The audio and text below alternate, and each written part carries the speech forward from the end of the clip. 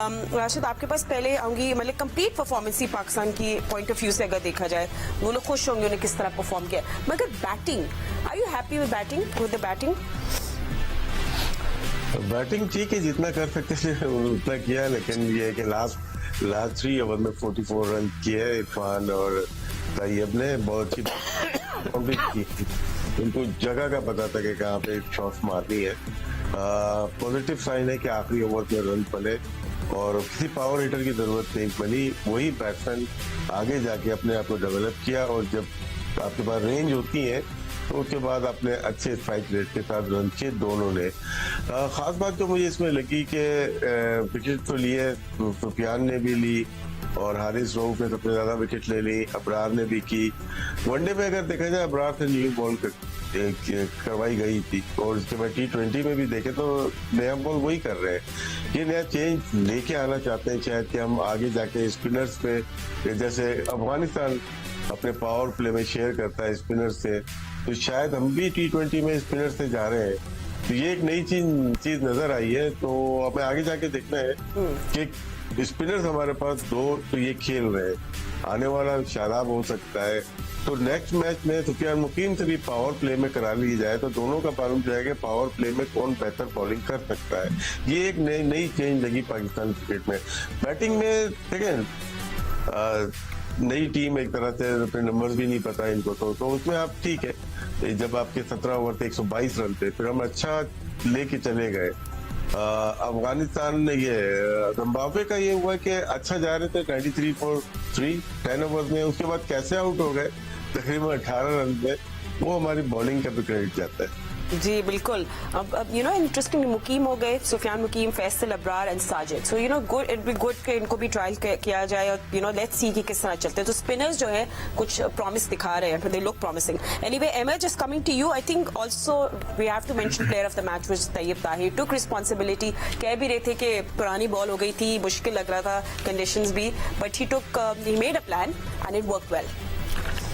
जी, तैयब ताहिर जबरदस्त प्लेयर हैं, बड़ा अच्छा खेलते हैं स्पिनर को, फील्ड्स बड़ी अच्छी हैं, क्रीज की डेप्थ का इस्तेमाल करते हैं, अगेन रॉक बैक करते हैं, पीछे मारते हैं, उसके बाद वो भी जिस तरह कामरान गुलाम करता है, जैसे ही रॉक बैक करके मिड विकेट मारते हैं, उसके बाद सामने भी मारते हैं। उनकी रेंज ऑफ शॉट्स जो है उसमें डेप्थ मौजूद है, विकेट के चारों तरफ खेलने की सलाहियत है।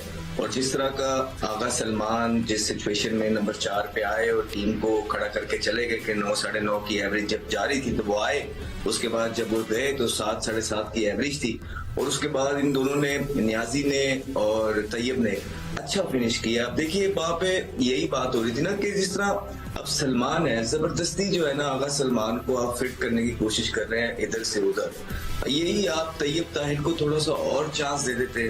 आसानियां बनानी है ना यंगस्टर्स के लिए, मुश्किलें तो नहीं पैदा करनी। या वो आपका डेप्थ में खेलने वाला प्लेयर तो नहीं है, पावर हिटर तो नहीं है, वो प्रॉपर बैट्समैन है।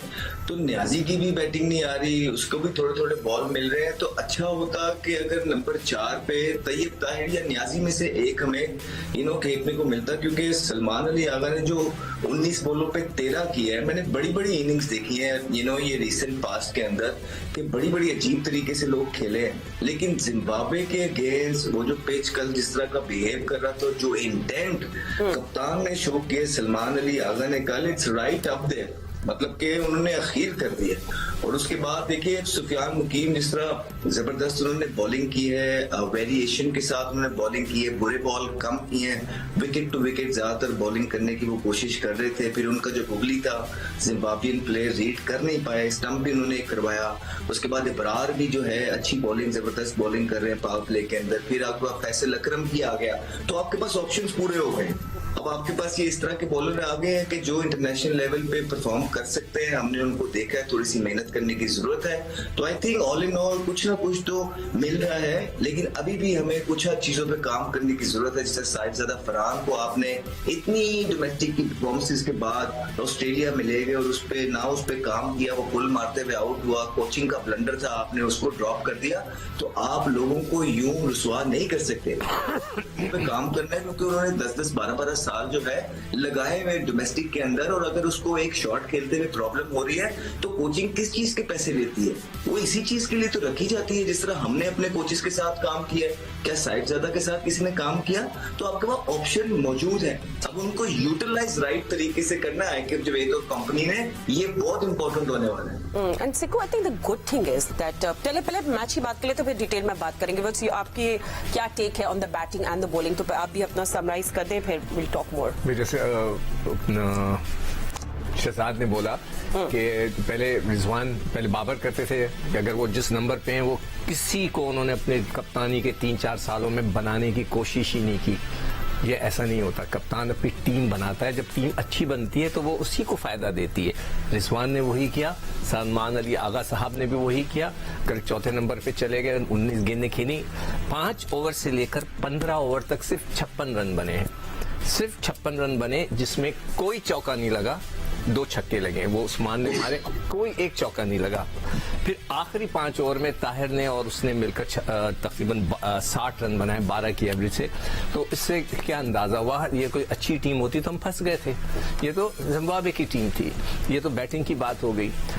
इसमें विकेट कीपिंग की मैं तारीफ करूंगा, उसने 2 बहुत अच्छे स्टंप किए उस्मान खान ने। पहला वाला तो बहुत ही जबरदस्त था, इसलिए कि वो उनको समझ में नहीं आ रही थी, जैसे अभी शहजाद ने बोला गूगली और उसकी जो चैनलमैन, उनको समझ में बिल्कुल नहीं आई। अब जो स्पिनर्स की आपने बात की, आई टोटली एग्री कि सुफियान, फैसल अकरम, ये दोनों अच्छे लग रहे हैं। मैं ये नहीं कह रहा हूं कि बस ये हमें मिल गए, अच्छे लग रहे हैं, और इनकी जो बॉलिंग है उनमें निखार आ सकता है, और वो इसी तरह आ सकता है कि आप उन्हें खिलाएं, जितने छोटे टूर है जहां मौका मिलता है जरूर खिलाएं। साउथ अफ्रीका के लिए मैं जरूर कहूंगा, इब्रार तो आपके पास है, साजिद को अगर एक वनडे खिला देते तो क्या होता। मुझे इससे भी इतना बता दें, मैं मतलब है कि क्या कहूं अपने पीसीबी के सिलेक्टर्स को और उनके एडवाइजर्स को, कि मेरा सर पीटने को दिल करता है। अगर एक आधा मैच ओडीआई का साजिद को खिलाकर देख लेते, क्या हो सकता है कि वो सेट हो जाता, पाकिस्तान के लिए मसले मसाइल हल हो जाते। नहीं खिलाया आपने, आप लोगों की मर्जी। तो एनीवे ओवरऑल बहुत अच्छा हो गया, पाकिस्तान मैच जीत गया। अब देखते हैं आगे क्या होता है। ठीक है, एंड भट्टी साहब भी हमारे साथ मौजूद है। भट्टी साहब, आई थिंक रिफ्रेशिंग था हम फैंस के लिए भी, क्योंकि जो बेंच वार्मर्स थे उनको मौका मिला टू शोकेस के you know what they worth basically. जी हाँ फातिमा, जिम्बाब्वे ऐसी अपोजिशन है जिसके खिलाफ आप सिलेक्शन में लिबर्टी ले सकते हैं, क्योंकि इसके बाद जब साउथ अफ्रीका जाएंगे वहां शायद हमारे पास तजुर्बात करने के इतने मौके नहीं होंगे। अभी सिकंदर बख्श साहब बात कर रहे हैं विकेट कीपिंग की, ये सरफराज के बारे में बहुत बात करते रहे। अब देखें ना, हसीबुल्लाह को आप ट्रेवल करवा रहे हैं टीम के साथ, तो भाई जिम्बाब्वे के खिलाफ उसको 3 मैच खिला देना। सरफराज का तो चैप्टर क्लोज हो गया। सरफराज के बारे में इतनी बात की गई जैसे कोई इंडियन प्लेयर पाकिस्तान टीम में आ गया, लेकिन हसीबुल्लाह यंग प्लेयर है, बलूचिस्तान से उसका ताल्लुक है और पीएसएल में उसने परफॉर्म करके दिया। आप उसको यहाँ 3 मैच खिला के चेक करें कि मोहम्मद रिजवान खुदा न खास्ता अगर अनफिट हो जाते हैं तो क्या हसीबुल्लाह को हम आगे कैरी कर सकते हैं, या फिर हसीबुल्लाह को खुदाफिज कह के किसी और विकेट कीपर की तरफ देखें। तो मेरे ख्याल में ओवरऑल एक सलमान अली आगा थोड़ी सी अभी मिसफिट नजर आ रहे हैं। मेरे ख्याल में अब ये विकेट कीपिंग का जो मसला है, मैं 2015 मुझे याद आ गया जब उमर अकमल को खिलाते खिलाते फिर अचानक सरफराज टीम में आ गए, फिर सरफराज लंबे अरसे तक खेलते रहे। तो मेरे ख्याल में हसीबुल्लाह को प्रॉपर मौका मिलना चाहिए। ठीक है भट्टी साहब, आपको sorry Sikku, you wanted to answer something? मैं भट्टी साहब कोई सरफराज का दुश्मन नहीं हूं, जो मैंने बात कही थी आज वो साबित हो रही है। उस वक्त जब सरफराज जो कि 38 साल का था, कप्तान रह चुका था, चैंपियंस ट्रॉफी जिता चुका था, पाकिस्तान को नंबर 1 रखा हुआ था। उमर से कोई सुन तो लो मेरी बात सुन ले पहले मेरी बात। उसको आपने बाहर बिठा के लोगों को पानी पिलवा रहे थे, वो उसकी अपनी इंसल्ट थी। उस वक्त एक नौजवान कीपर, मैं सिर्फ ये कह रहा था कि आपने उसको वहां रखा है तो उसको खिलाओ, नहीं खिलाना तो किसी नौजवान को रखो।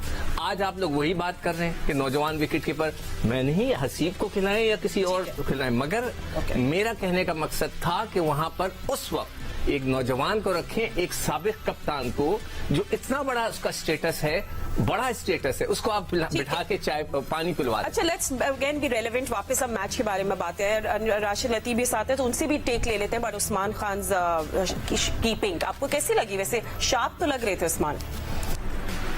नहीं, स्टंपिंग वो जो था वो मेरी तरह धोखे में हो गया था। एक तो चिपक गई थी बॉल हाथ पे, नो डाउट, लेकिन ये रीड करना मुश्किल हो जाता है। जो अनऑर्थोडॉक्स होते हैं लेफ्ट आर्म रिस्ट स्पिनर, इनको रीड करना मुश्किल होता है कीपर्स के लिए भी।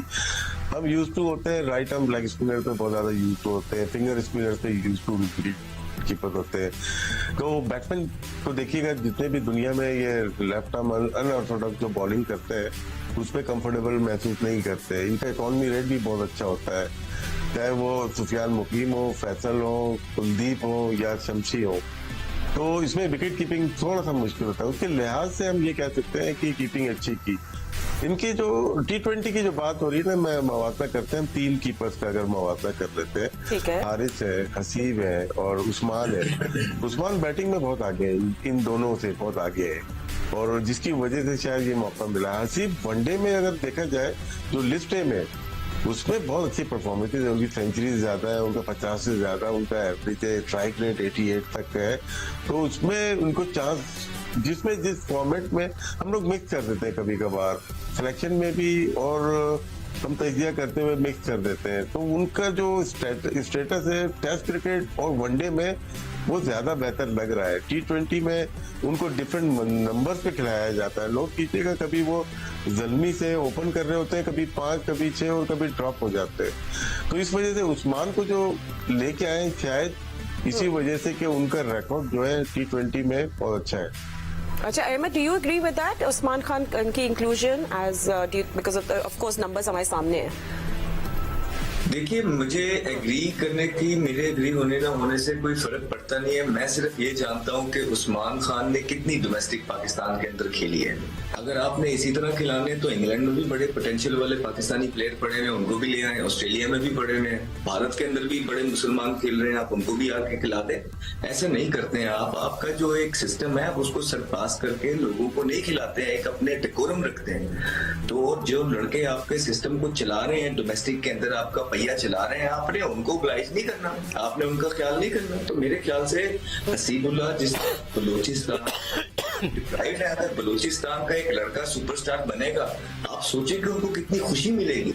और इन लम्हात में, उन लम्हों में जहां उनके लिए कोई चीज वर्क नहीं कर रही है रिसेंट पास्ट में, अगर वो वहां पे सुपरस्टार बनता है और वहां के लोगों को ग्राउंडों तक लेके आता है, तो इसमें किसका फायदा है? इसमें पाकिस्तान का फायदा है, लोगों का फायदा है। तो इसलिए, और लड़का पोटेंशियल वाला है, तो इसलिए मुझे लगता है कि इन सब में से जो बेहतर चॉइस है, जो ठीक खेल लेते हैं, जिनका एटीट्यूड भी ठीक है, कोई मसले नहीं है, बड़ी बड़ी बातें नहीं करते, कोई एजेंट PR नहीं चलाता, तो वो यही बनते हैं हसीबुल्लाह। और बाकी आप देखें कि परफॉर्मेंसेस देखें, 2-2 परफॉर्मेंसेस हैं 30-30 मैचों में, और वो ग्लोरीफाई हो जाती है सोशल मीडिया पे, बिकॉज उनका एजेंट भी वही है।